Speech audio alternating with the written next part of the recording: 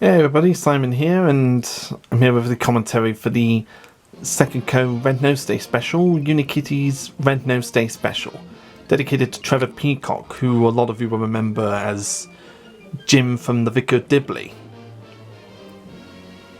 Yeah, this was made during the COVID pandemic, and I thought I'd do a comic relief short to address what the characters have been up to during the pandemic, since I haven't really been making that much second videos at the time. During that year it was a mixture of being overwhelmed with my job at the hospital and moving houses, so I was quite overwhelmed with all those things, which was why we didn't get that much second content.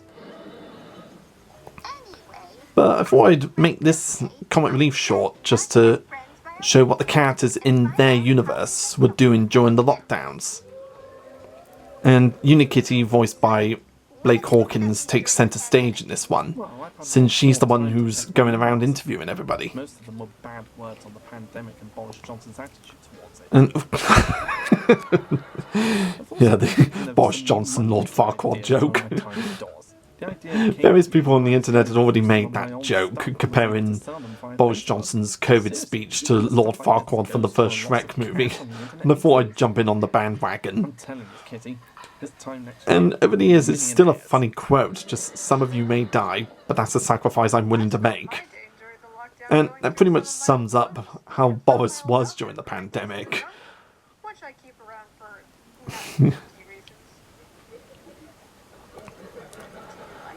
Yeah, and this was also the first time we get to see Pinky in her jungle outfit in a long time. Because after her new look episode, she's been in that new purple dress. So I thought, why not do a nice callback to her original look for this one? And I'm still impressed with myself on how well I did the transition from her regular dress to her jungle dress. Looking back, it just seems like I pulled it off really well. I've mostly been keeping in touch with Jessica on Facebook since we can't meet up because of... And it was also a good way to address Cyber's relationship with Jessica. Like, showing how they still make it work by contacting each other on WhatsApp. And that's exactly how me and my family have been keeping in touch with my older brother in Switzerland during the lockdowns, because he was very cautious to travel over to us by plane, and I don't really blame him. So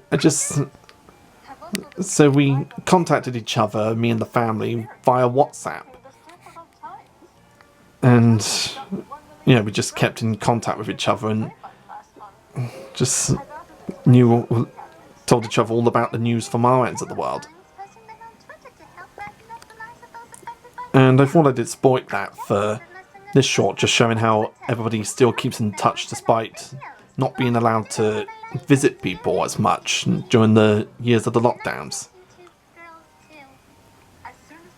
And it was also a really nice and sweet way to reunite Unikitty with Minnie and Melody the twins. And failing. This bit still cracks me up to this day. Just Slevine talking about the various times he's tried to cook during the lockdown, and Sek out of nowhere pointing out the flaws in his cooking. Because we all know from past episodes that Slevine's not a very good cook. In fact, he tends to burn most of his food or undercook most of his food. And of course Sek would be the one to point out all the flaws in his cooking, because he has very little tolerance for Slevine's terrible cooking and stupidity. Oh yeah, and we get the return of the chick.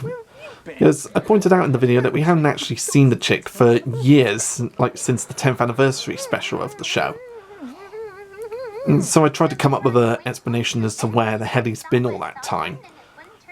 Just getting stuck behind a stop sign, thinking it was meant to turn green.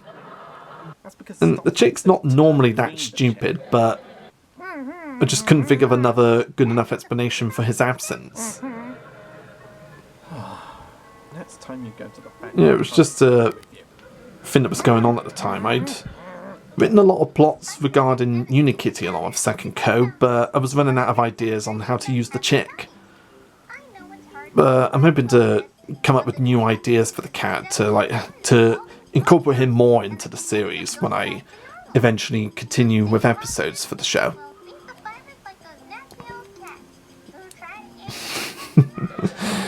Yeah, I still have a lot of fun showing Angry Kitty every now and then in the show.